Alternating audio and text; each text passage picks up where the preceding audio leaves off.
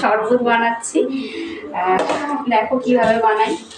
আর এই পুদিনা পাতাগুলো হচ্ছে আমাদের সবই গাছে, তো সেগুলোকে এখন তুলেছি, তুলে হচ্ছে শিলেতে পেস্ট করেছি। আর এতে এখন চিনি দেবো, চিনিটা হচ্ছে পরিমাণ মতোই দেবো, যে যেরকম খাবে স্বাদ হিসাবে।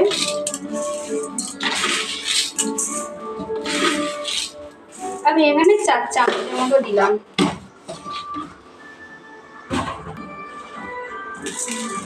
ঠিক আছে, এতে এই বিন নুন দেবো, এটাও স্বাদ হিসাবে দেবো।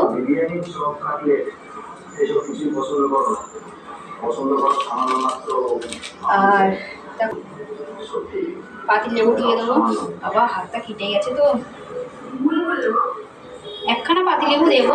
এবার আমরা মোট বানাবো 7-8 গ্লাস বানাবো। 7-8 গ্লাস বানানোর জন্য 1 থেকে 1.5 খানা লেবুই যথেষ্ট। এবার বেশি লেবু দিলে আবার লেবুর গন্ধটাই বেশি হয়ে যাবে, তখন পুদিনা পাতার গন্ধটা থাকবে না।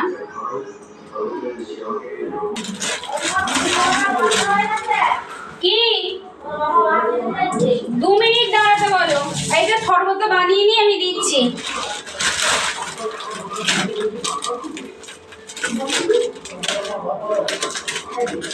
দু মিনিট দাঁড়াও না, এটা বানিয়ে ফেলি।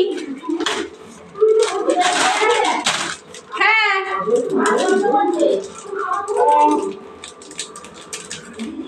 এতে আমি এখন জলজিরা দিচ্ছি। জলজিরা অনেক কটাই লাগবে।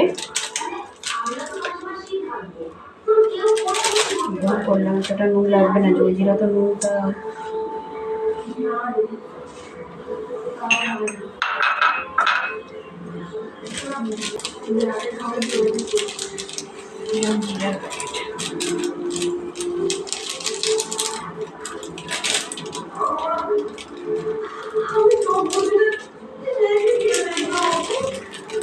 কাছ থেকে ঠান্ডা জল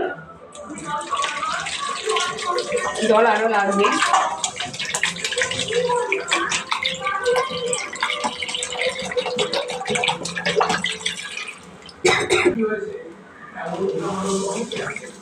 গুললে মিষ্টিটা হবে, জলজিরা আরো লাগবে। জলটা আমি দিয়েছি, জল